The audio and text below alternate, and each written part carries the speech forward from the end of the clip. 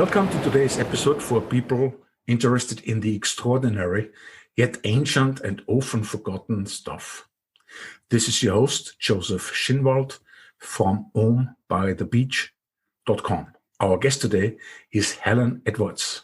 Hi, Helen. Hello. Hey, everybody. Nice to have you on the podcast. This will be fantastic. The topic today is nothing sexier than freedom.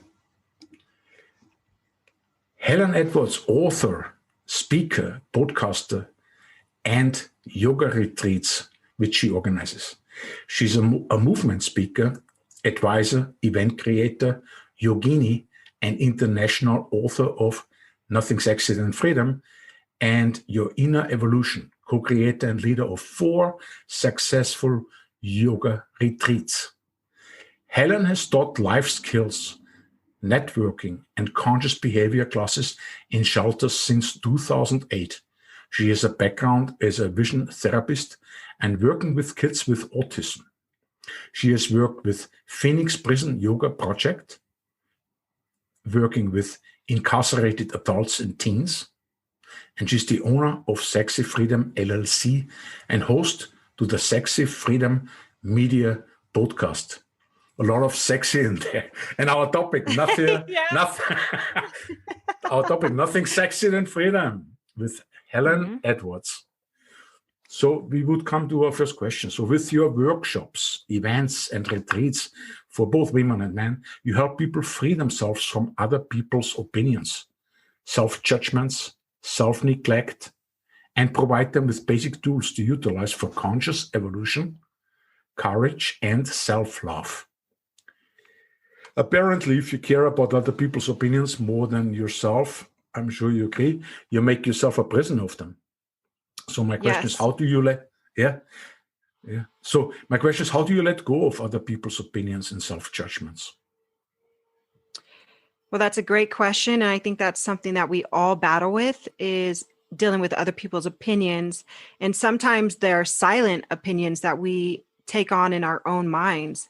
You know, a lot of people get off Facebook because they are tired of seeing, all of the opinions of other people, or the comparison of other people, which is a silent opinion that they, allow to manifest in their minds and control and destroy whatever confidence they have. So first of all, when you teach something, you've got to be a student yourself and help yourself before you can help others. And it's a daily exercise. It's a daily practice, or a daily, some people call it a daily battle, when you're going up against other people's opinions. First of all, other people's opinions got to go through your mind. It's got to get in your head. So I teach something called Protect the Throne, which is protecting the mind, body, and spirit. And the reason I call it the throne is because there's so many people out there that say, I'm a king, I'm a queen. Well, who protects the throne of the king and the queen? The warrior does. So, I'm all about peace and love, but also nurturing the warrior that is in all of us. The warrior is the one that protects what comes in and what goes out. It's the first line. So I just nurture my warrior. I work out. I make sure my head is, protected by what's going in, what I feed my mind, what I feed my body, what I feed other people, because it bounces off. That energy bounces off. So I protect myself. That's nice. I think I'm the king of Wu Wei. You know Wu Wei? No, but I have to protect it. That's what I still have to learn. That's why we're talking, Wu Wei is, the frictionless interaction with people, like being like water, right? It's a Chinese notion from Taoist. I'm just kidding. I'm just kidding about myself being the king. But I might become one time a king if I protect myself if I protect my throne, like you said, So that's very nice. That's very interesting. And on the other hand, all these words floating around ourselves, all the time, and all these roles and inner voices, whatever. It's really not real, the whole thing. So it's like us looking at that cosmic game. I think when you look at like a chessboard, you have the chess pieces there, and they are not you, but you're playing. And sometimes you're playing against yourself. On the other side, it's also yourself, right? And you're kind of your enemy, but it's about learning how to play, I think, our life and learn from life, because life is a middling world. There is all these dualities and stuff like this. And right now, I would really like more about to learn more about what is the world and life itself for Helen Edwards. Where do you come from? Where are we? Why are we here? And what is our purpose? Yeah, you know what? You actually mentioned a very good key there about, the game, kind of like a chessboard, you playing against yourself, because it addresses the question you just asked: what is the world for me? I wrote in my book, Nothing Sexier Than Freedom, that life is a game. That's the way I've kind of always saw it since I was a child.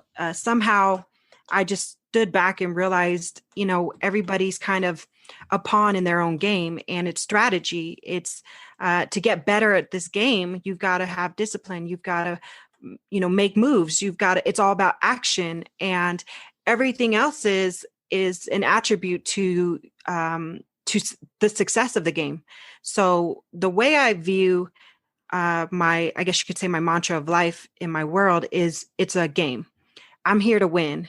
I know I'm capable of winning. I know it's in my blood to win. I'm a believer, again, back to the warrior lineage of my family, of everybody's culture. The reason why we're here today and some people aren't is because we survived. Our ancestors survived. So in honor of my ancestors, I'm here to win. I'm here to play. I'm here to keep the seed alive for my children, or my child. So, yeah. And I mean, I could also say I'm a spiritual being having a human experience, but to take that a little bit further, I believe that I'm a playful spirit. The games are fun. Music is fun. Dance is fun. There's a lot of fun, enjoyable things in this life. And the human part of it, that is the emotions, the grief that we have to endure, the heartbreak, the suffering. So it's the yin and the yang of life. It's the yin and the yang of the game. And if you want to play, you're going to have to reach new levels. And if you're going to reach those new levels, you got to get past certain obstacles to do that. So you got to look at yourself like a winner. And that's how I do. Yes, it's interesting that the yin and yang is something very natural. For instance, literally translated by the Chinese from the I Ching and the Tao Te Ching, it just means like the sunny and the shadow side of the mountain.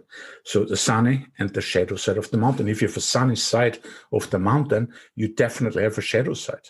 And if you have a shadow side of the mountain, you will have a sunny side. And I think that is the interesting thing we are learning in this world, as having a human experience in this world. Do you really think that we are going like in the direction of maybe returning to paradise, or making a heaven out of the world? Or is it rather like a world where we just come into, because there are many galaxies probably, right? There are many vertical tiers and horizontal innumerable, multiple galaxies. Do you think that we are in this world to make this world perfect? Or do you think we come to this world to learn something? Well, I think everybody, it comes back to your belief system, on how your world's going to be. There's a saying that Jesus said, and everybody asked him, where's heaven at? And he said, some will say it's here or there, but I say unto you, it's within you. And those words always stuck within me. It was stuck inside of me. Like, okay, even the Master Jesus is saying that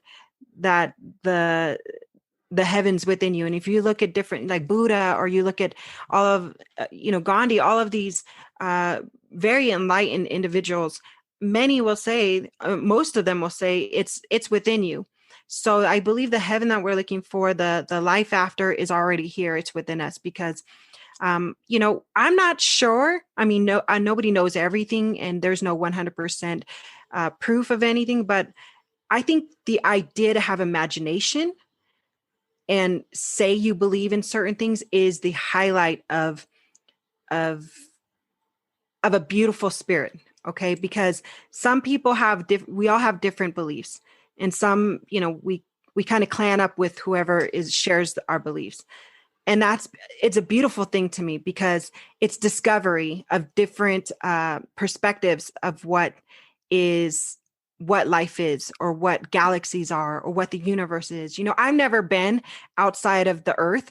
I can only go by what pictures are brought back by NASA or the astronauts who've been there and go off that. That in itself is a belief that there is an outside world outside of Earth, So, Yes. so in saying that, yeah, I think imagination is the heaven that we're provided with. Mm-hmm. And what would be then our purpose in life, according to you? I think our purpose in life is purpose. I think purpose is the acceptance. I think purpose comes down to acceptance of the human experience. Because I think the reason we fight, why there's so much turmoil in oneself, is because there's resistance to greatness in life. And I think I'm a big believer in spirit and the creator. I believe that it's a oneness. It's a one conscious maybe. And I think that far too often we place it in a box, and we try to, it's like a big power that you're holding in your hands and you're trying to hold it, but it wants to be free.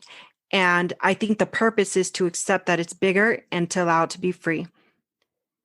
So I think that's the purpose. And once it is free, there's a shared connection that we all have with it. And it brings about, better health, better relationships, helping one another, more kindness. It's just so good. I think the purpose is acceptance of that. Mm-hmm. Mm-hmm. Acceptance comes with letting go as well, Mm-hmm. And yes. what I like a lot is if I think about or imagine that this whole universe is purposeless, because honestly, there's always this duality going on. And if I find my purpose, then it's only possible because of purposelessness. So there's no purpose. Mm-hmm. That is that void the Buddhists talk about, right? The Tibetan Buddhists, for instance, that void, that emptiness. Also, the Hindus talk about it. But void, what does it mean? It means like even creation could be not by a creator, but it could be, and I don't know if these things either. I'm not a strong person. I'm strong, but I'm not a strong, opinionated person, let's say.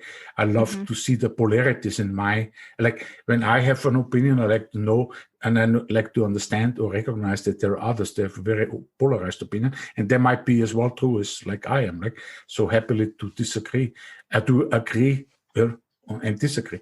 But the point is that, this whole thing about the existence of us and the purpose of us, I feel like it's a weaving.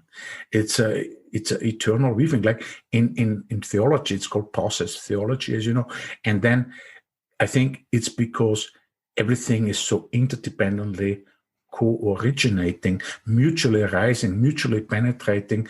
And it's like the Hindus have this, and the Buddhists use it also, this beautiful metaphor of Lord Indra's net, where you imagine a huge net, and that is the universe, right? It's a metaphor, a simile for the universe, a huge net where on the crossing points of the net are jewels, gems, and they reflect each other ad infinitum, ad infinitum, yeah, and that's what we are, and what's nature is. So it's like a mutually penetrating, interdependently co-originating, because I couldn't exist without the sun. I couldn't exist without my eyes. The sun would have no meaning with our eyes. We are like a billion trillion ways to look at itself, and itself means the universe, right? So there are different cosmologies, and we are coming from a Judeo-Christian Islamic tradition, our Western world, and now we're getting all of the traditions, the wisdom traditions, into our society, which is beautiful. But that is something freedom, yeah. So the freedom for me is well, it doesn't matter what it is for me now, but you are on the interview. So how would you define freedom? How would you define freedom? Something I was thinking about is, about purpose is that what does every human desire? What is the desire of every human? It's freedom. It is. It's the same with animals. If you put the animal in the cage, the animal wants to be free. Just put a human in a cage, the human wants to be free. And spirit is freedom. And you can't cage spirit. You can't cage the universe. I often use a term, I'm the universe wrapped in skin. Pretty cool, right? But if that's Yes. what I really believe, if you believe you're a spiritual being having a human experience, if you believe you're the universe wrapped in skin, if you believe, in God, then believe that it's interconnected, it's free. You can't put it in a box. And that's, it's, to me, it's the most sexiest thing in the whole entire world. Just like confidence is sexy. Why is confidence sexy? Because confidence is a feeling of freedom. That is my answer. Yes, yeah, I like it. I mean, I was doing research and I like everything. I like everything about you, particularly all this professionalism with your website. And we will talk about it, and your podcast and your book. I mean, has so many reviews. It's like a bestseller.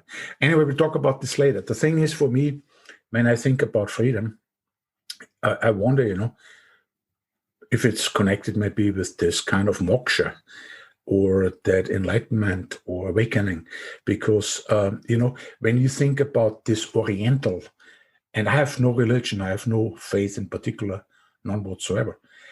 But when you think about this, but I'm not an atheist either, of course. I'm just like, I like to be outside of the box. And when you think about these Oriental things, we know Zen Buddhism, Tibetan Buddhism, and we know Hinduism and all this. And you do yoga, you have yoga retreats, so you're very knowledgeable about it. But for me, it's like, there are two very different cosmologies. I'm mentioning it now because I read a little bit in your book, and you mentioned even something like, and we are coming to a very interesting topic now because we're talking about freedom and sex, and there is this interesting metaphor, this mythology in our culture, which has influenced all these major religions, which is, as silly as it is actually, but it is the Garden of Eden, with Adam and Eve, the forbidden fruit, the angry God, the angry woman with the man with the woman, blaming everything on some serpent. And all this is our culture. Because I say this now, because there was this T.T. Suzuki, this Zen Buddhist, and he came to America and he opened his conversation. He said, this is a funny world, God against man, man against God, God against nature, man against nature. It's everything separated and divorced, whereas in the Orient, it's actually more holistically seen. Like, I'm not saying they are better. I think it's very interesting to have all this variety. But, freedom, for us, it's often really like, to understand this mythologies a little bit more as metaphorical and not as facts. Because it came into our scriptures as facts, and people believe it as facts. And that's why we are so life denying when it comes to sex, and not life affirming, like in Hinduism. I will shut up right away now, but I just say in Hinduism, they have a very easygoing attitude towards this, because they think that we are born like 1,000 times or maybe a few times. It depends what you get accomplished. But, it's like sex for them it's like a mutual holographic mosaic, perceptional, highly sensual. That's sex, right? And then they think it's when you go into this for lifetimes, it becomes a revolving door, and you can have it and you can have fun with it. It's nothing forbidden about it. Do it. And then the next thing is success. Worldly success is the next thing. They have four of those, which they say you get tired of it after 1,000 years, right? And the next one is this becoming wealthy and success, and everybody look at our world. I mean, we are all, me too. We are looking for success. We want to be successful, but this also can become a revolving door. You're going in there, it revolves, and you become tired of it. And then there's even a third one where you say, you know what? I don't care about success. I don't care about sex. I'm just serving others. I'm just like a saint. I just want to be good and all this. And that also, according to Hinduism, and you like this topic because you're yogin, right? You know yoga. And there's all these scriptures about it there also. And ultimately it ends in moksha. So even this serving and this saying sainthood attitude, whatever, I'm good, I'm unconditional love and all this, even that becomes a revolving door. Ultimately, you want release, you want moksha, you want liberation or enlightenment or awakening, whatever. So I'm just saying this because I like the topic of sex, talk about it more. And my question is, how do you relate freedom and sex? Oh, that's a really good question. Freedom and sex. Well, first of all, sex is amazing. If you've had it, you know what I'm talking about.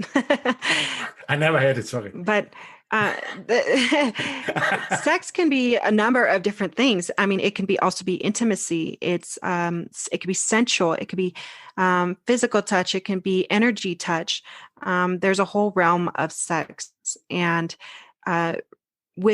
when I wrote the book, Nothing Sexier Than Freedom, I began writing it based on my habits of having sex whenever I want to have sex and whoever I want to have sex with. For me, that was a freedom in itself because I was in control of what I wanted to do. And that began my journey of sexual exploration, and then also learning about sexual energy and learning about the human experience as far as a man woman, a woman woman, man men. I wanted to know more about what was this desire that everybody wanted to receive and wanted to give, because it was more than just having kids and providing our seed for the next generation. Yes, obviously. And yeah, it was pretty big to me. So I think that it's a taboo subject for many people out there because of our blueprints, things that we were taught as a child or a young kid, or passed down to us, or maybe something traumatic happened. There's a lot of traumatic things that happen to kids and adults, with sexual abuse, sex trafficking. So the word is could be a word used for liberation. It can also be a word that triggers trauma. And but the word is still a word. It's still a term, yes. Just like the term freedom, the term, right. Any other term, it can be used for good and bad, right or wrong, or however somebody perceives it. Yes, and we often have to define it because, it's also our field of reference.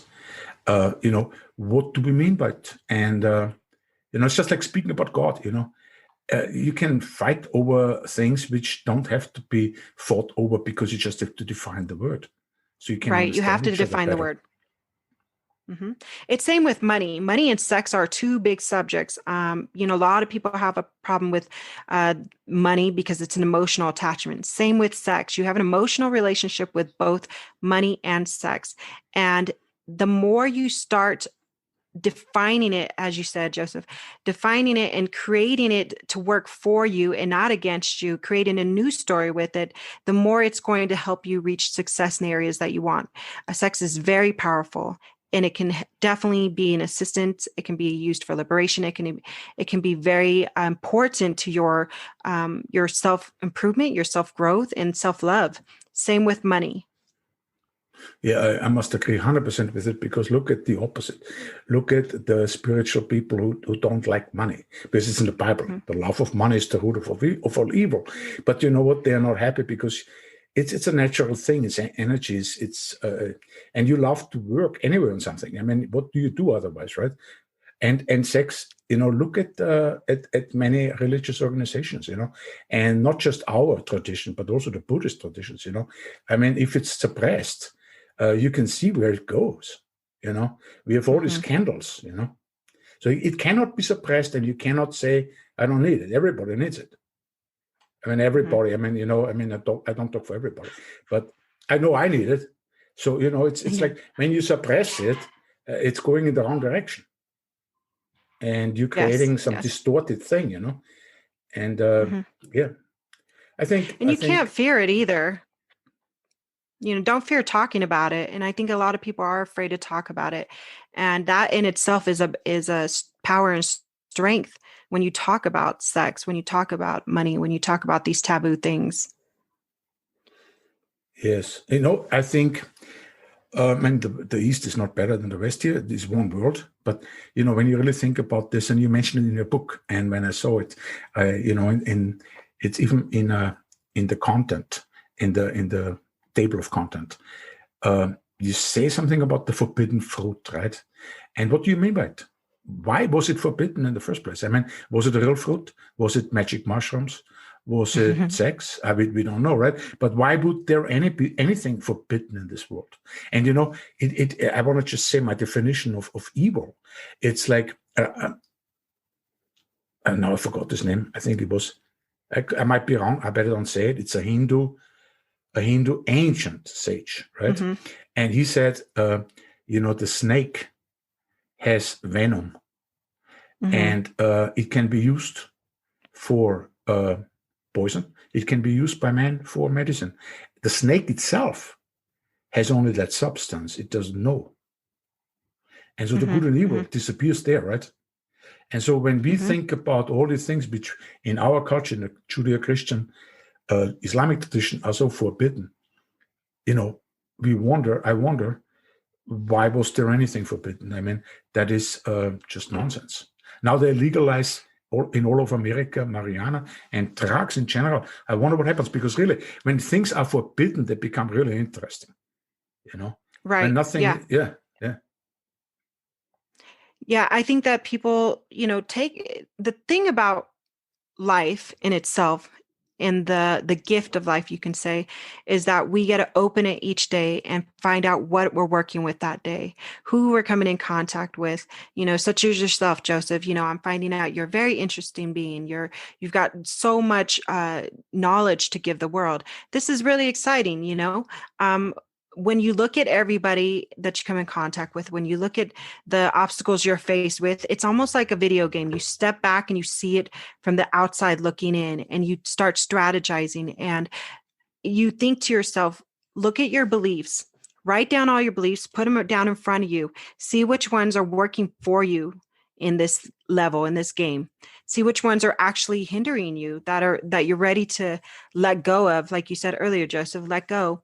And, make room for new skills, new thoughts, new beliefs, because it's such a fun-filled world of so many diverse differences. I mean, why were we put here?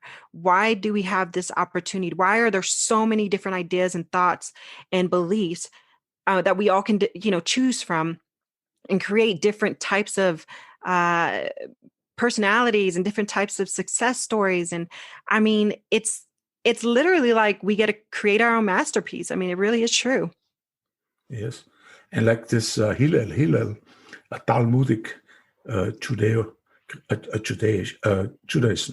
this Hillel, one of the early prophets, said, if I'm not for me, because you mentioned this, you have to choose the beliefs, right?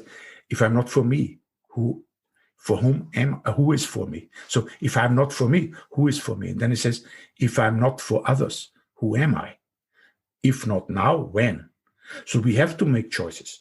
We have to say, well, my choice is for me, because you know what? If I'm the jewel that reflects the whole universe, if I don't love myself, what I am emanating from myself, what I'm giving out, I mean, and if I don't know that I'm totally interconnected with everything else, and their love for themselves and for others is emanating to me, well, we are all in this together. It's a we. It's not an I. It's a we, Mm-hmm. Yeah, definitely. So you know what? Let's switch over to, you have so many things, a lot. And as I said, I have to repeat it again. I mean, your book is so well I like the cover. I like the way you organize the chapters and the way it's presented. You have a very aesthetic eye for beauty, and the same with your website. I mean, and the photographies and the podcast is always, it's like really world class. And I wanted to do it yourself. You've had probably sometimes, right? On the No, I do everything myself except the website. I had two website designers come in and help me fix it up, but I chose the theme and how I wanted it to be laid out, and they did all the coding and everything. So that was a teamwork, well, mostly their work, but my vision, and then everything else I've kind of done on my own, Yes, besides my because editors. okay. Now it looks super nice because I do my websites myself. So that's why I was interested. Then, you know what? Let's move over to yoga. And in yoga and your yoga retreats, and you did 4 successful ones. You know, I've seen some pictures, and I think to organize a retreat in yoga, definitely accomplishment. So you do, and you have been also doing in the Phoenix prison yoga project work. You know, you work with adults and teens. And now let's go to yoga. You have the vinyasa flow, the restorative Zen yoga. I'm learning that you had a little accident when you did yoga. You actually had a little accident. That's why you were becoming more interested in restorative yoga. You see, when I was in Costa Rica, I lived there for 10 years in Central America. Just recently came back to Austria. I lived on the beaches because I had a nice e-commerce store. And now I'm doing something else because of the Google updates. Something went wrong. But anyway, you know, I was also doing yoga, and I was thinking, my gosh, you know, this is not the kind of yoga I got to know when I was two years in India. And I felt like, you know, there was a lot of sweat, a lot of movement. I mean, there's a kind of a yoga, but I would have imagined a little bit a slower one and a stretching one where you actually every day stretch a little bit more your muscles, and it all gets better. And yoga is very powerful. I mean, you might just, you know, after a year of yoga, you might just be in front of a huge stairway with 200 steps, and you can't even walk up there because you have to run up there, right? You get so much energy. But you have the vinyasa flow, the restorative Zen yoga, tribal power yoga. I never heard about it. Hip hop yoga, that's dance, right? With dance. And 8 limbs of yoga. That's completely new to me. Can you elaborate a little bit more on your kind of yoga, and then maybe a little bit about your retreats? So with yoga is the meaning of yuj, which is a Sanskrit word for mind, body, or yoked, mind, body, spirit, consciousness, harmony, you know, oneness. This is a really good question, and I'm going to say this because I actually was in a yoga teacher's Facebook group the other day, and I was really upset because somebody had posted that they were not happy with all of the yoga teachers who are bringing in essential oils, crystals, sages. You know, they don't consider that yoga. It shouldn't be mixed with Eastern yoga. And there was this rivalry going on. And I just, you know, it really got to me. And normally I don't speak up about things like that, but I did this time because I felt very spirit led to say that, you know, because of the meaning of yoga, because of all the teachers and what I've seen the past few years teaching, and the variety of different yoga styles. The beauty of different yoga styles is that it attracts people into yoga in itself. Whether people are marketing it or, you know, selling it the way they want, I think the ultimate goal is to get people to come in to have a taste of what yoga is about. It is the connection of the mind, body, and spirit. Asanas, which are the actual yoga physical practice, you know, when you're doing the flow of, you know, the downward face dog, you know, the upward, Right. you know, Cobra, warriors, all these things. Yeah. everything like that. That's called asanas. That's actually an 8 limb of the yoga. So Okay. yeah. 8 limbs So of yoga. yoga originally started with meditation. It was a form of meditation, connecting the mind, Right. body, and spirit. And I think that's something that we all forget. And it's not judgment. And, you know, I went in there and I said, you know, here's the thing we need to remember is that it's mind, body, and spirit or consciousness connection. If you're a believer in that spirit part or that consciousness part, that's bigger than all of us. If spirit wants to, you know, speak through us using crystals, using essential oils, using music, using, you know, gold or trash or a rich man or a poor man, who are we to stop spirit from that? How dare anybody put spirit in a box or say spirit can't add or change something that is 5,000 years old or 6,000 or 10,000. Spirit can do what spirit wants. And I think that's something we're all forgetting, is that that spirit is ultimately in control. And the ultimate goal of yoga is the unity of it. And so the types that I teach are different types, so that way I can track different types of people in. My brother, who passed away in 2017, the last conversation I had with him, I told him, try some yoga. He said he wasn't interested. It was too weird. It was too slow. Then I told him there's different types with hip hop music and something he might like. Then it piqued his interest. I'd rather have somebody who piques their interest than somebody who just turns it down and says it's not for them at all. To at least get their foot in the door, to have something connect with them. That could have changed everything, but now he's gone. So that's kind of what keeps me going. Tribal yoga. It's okay. Tribal yoga is what I'm currently teaching and what I teach in the retreats.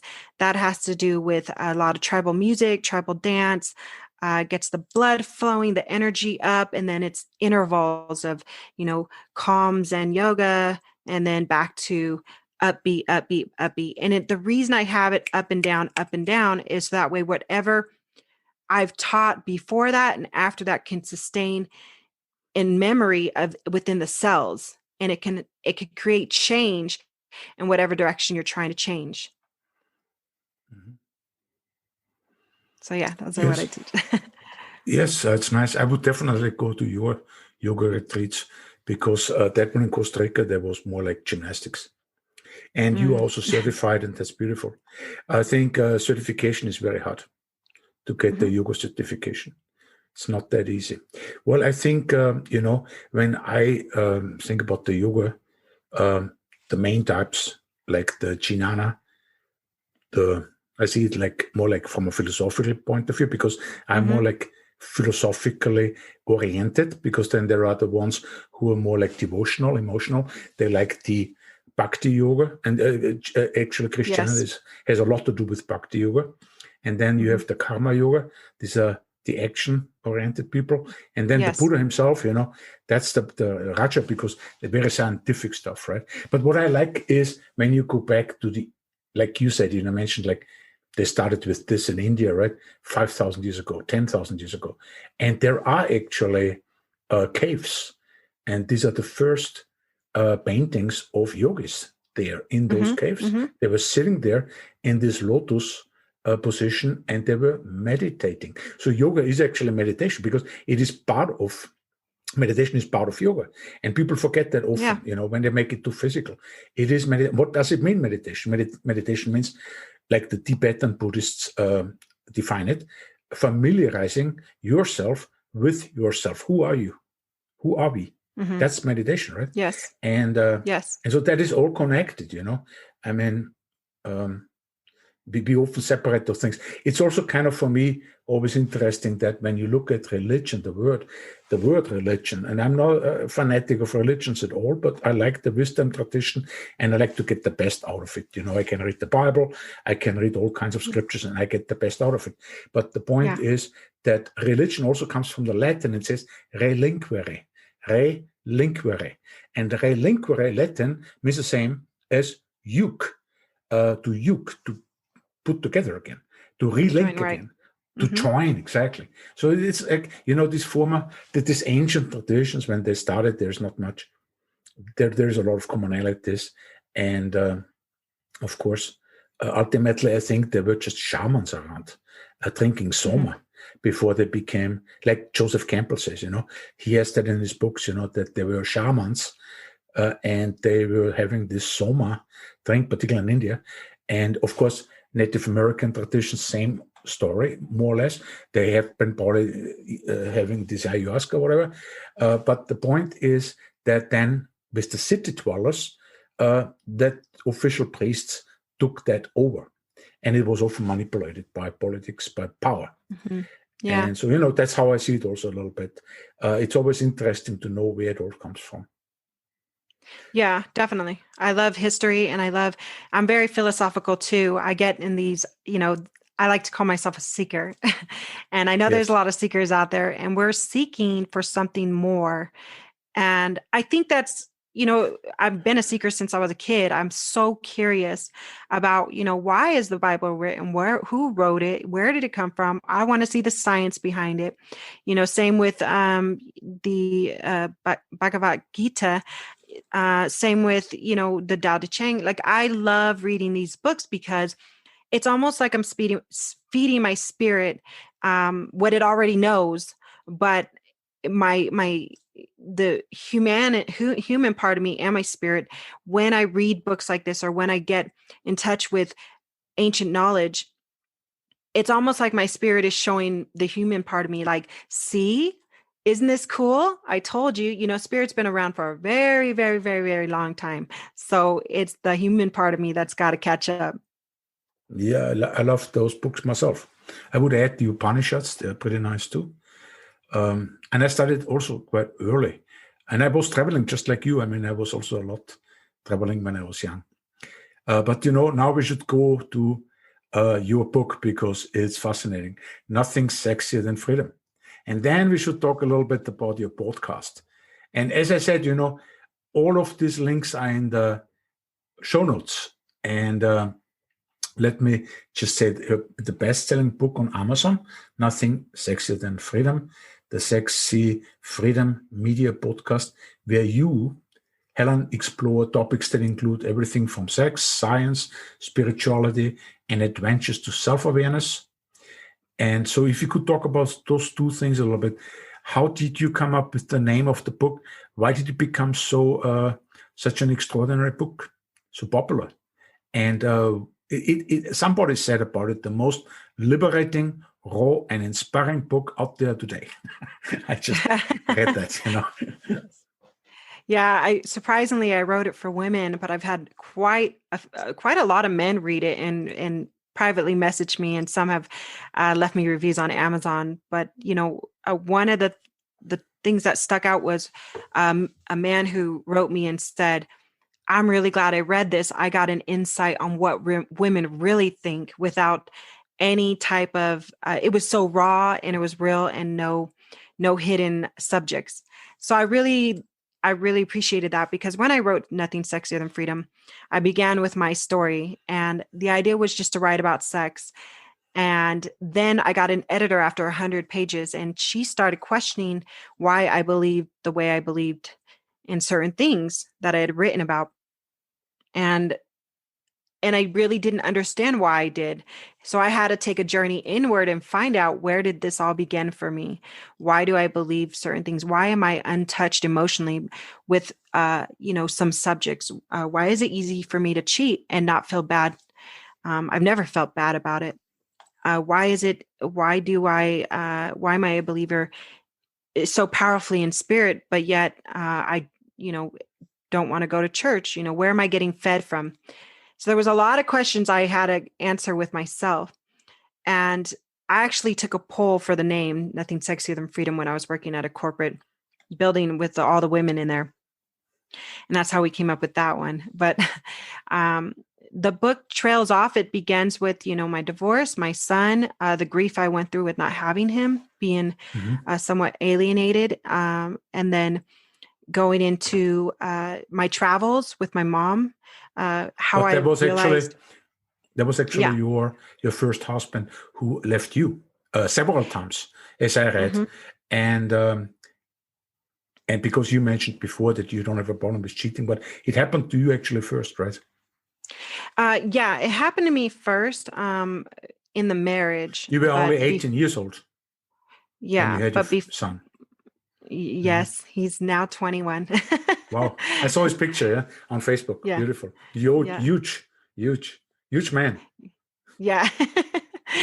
He's a warrior himself. He's a airman. So Wow. yeah, but sexy, there is nothing sexier than freedom. And here's the ultimate thing about the book. And I encourage anybody out there who's struggling with self-worth, self-love, or self-awareness, definitely read the book. There's so many different chapters in there about a variety of topics. And the reason why I didn't stick to one topic or one niche is because I wanted to be free.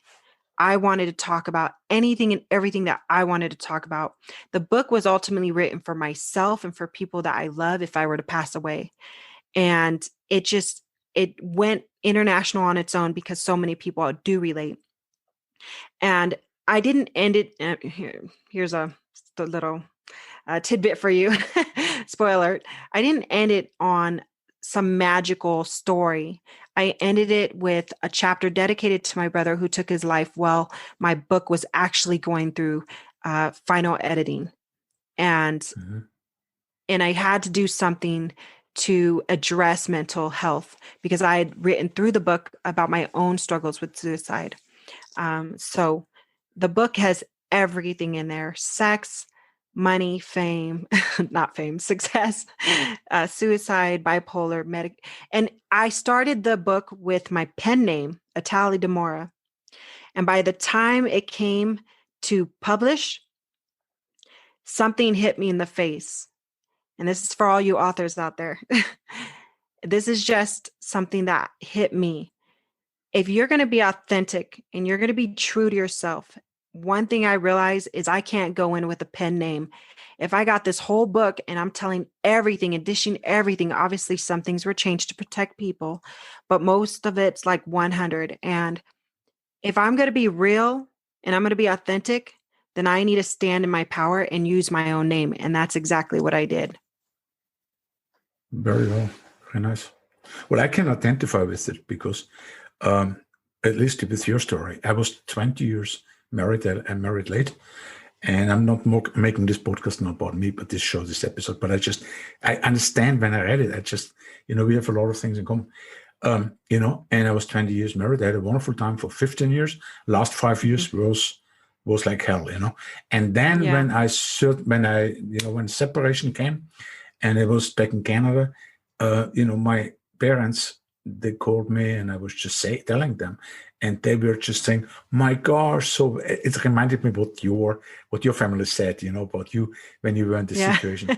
And I said to myself, I think I'm very happy now. I'm free, Yes. I was completely free. Yes. And I was a very Catholic, I was a very religious person with my wife at the time, 20 years. So all of this just dropped in a second, And I was free. I was really free. So I went, I could do what I want, basically. And there is a lot of freedom in this, when you are asking yourself the questions. What does that mean to me? What do I actually want to have in life? First, I went to Costa Rica shortly, and 3 months, I didn't even think about women. I was happy I got rid of one. And I was doing my internet business, and I went out to, I could go to all these bars, restaurants. I had a lot of fun, met a lot of friends. And suddenly I said, wow, there are these women, they're still interested in this old guy. I was that time 50. And really interested, And then I opened my eyes. Well, it's still possible, right? So I had a lot of fun there also. And I recovered a lot of my time when I had no fun. Yeah, I understand. I love this book. Should we talk a little bit about the Sexy Freedom Media podcast? Sure. We still have time.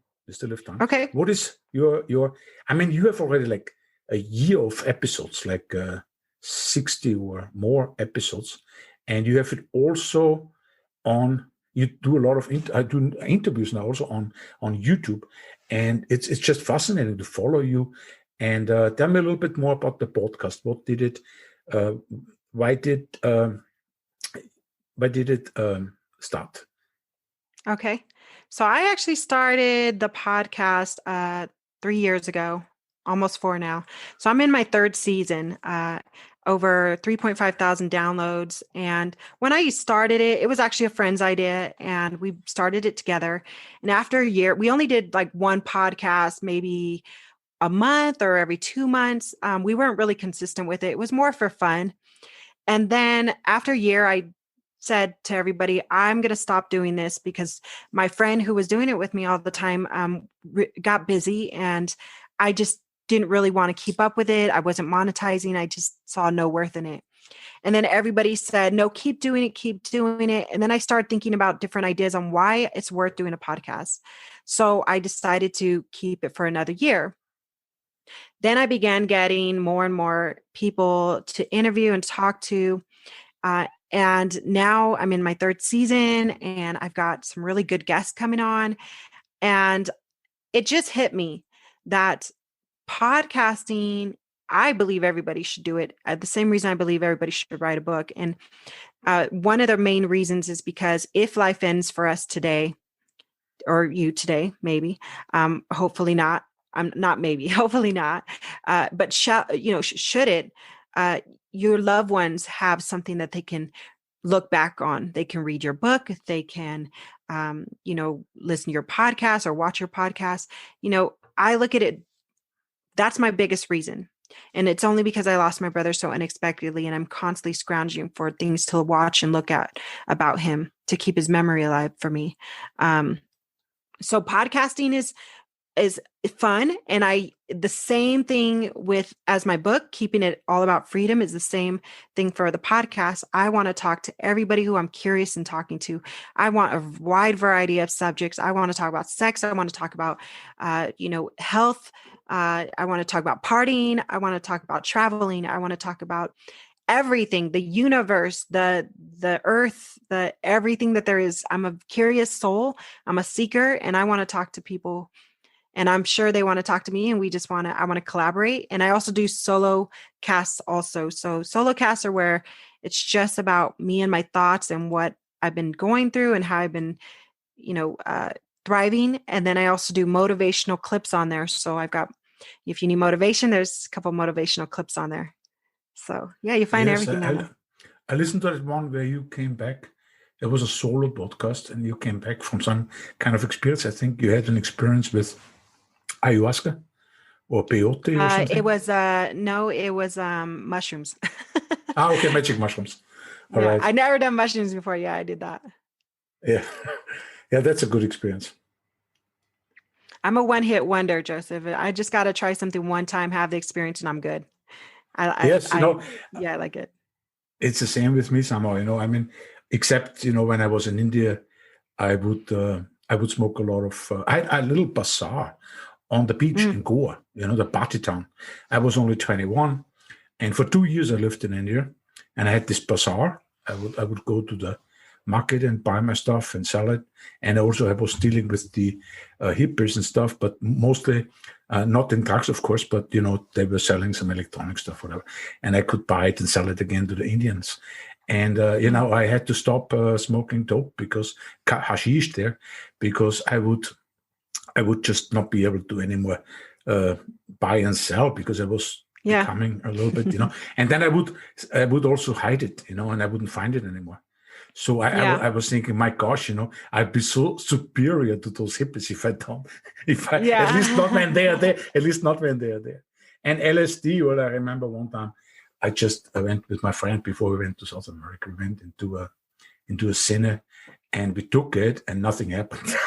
And then in South America, in the northern part of Mexico, there is Chihuahua, and there's Griel. And when you go, really, like, it's a 2-day trip, wild mountain streets. Yeah. We were hijacking, and we wanted to go to these Indians, and they only visited like maybe once every 3 years by some crazy gringo. We wanted to get to know this experience of peyote. We said peyote in German. But, we never made it there. We made it there, but never to the Indians. There was another 4 days of walking, and we didn't have enough tortillas, I think. Oh. So we returned. Yeah, lots of crazy, funny experiences. I think it's not worth it to get used to it. I mean, I have to quickly say this, like, there are lots of poets and spiritual entertainers. They were really becoming so dependent on it because they wrote these fantastic books, and they could only write it when they had a lot of LSD. Well, for them it's okay because they sold those books. So when they were out of the mind all the time, that was their business, correct? Because they wrote afterwards. Yeah. But a normal person like me cannot do this because I have to stay centered on this axis mundi because my world is different.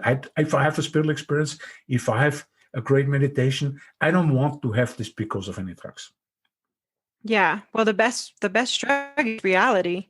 I mean, it's the best trip you'll ever be on because, I mean, look how crazy and weird once you open your eyes and become aware of everything, how weird this world is, how strange we are, we can walk, your hands are webbed, look at all the veins.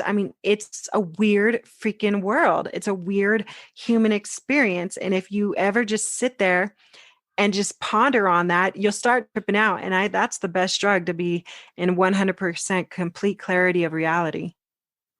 Yeah, and even though reality is to a certain degree, this, what they say in Hinduism, Maya, right? Maya, and you know about it, and it's all an illusion. The illusion can go back to, it can be a real illusion, which is a beautiful illusion, because why do we go to see a movie in the cinema?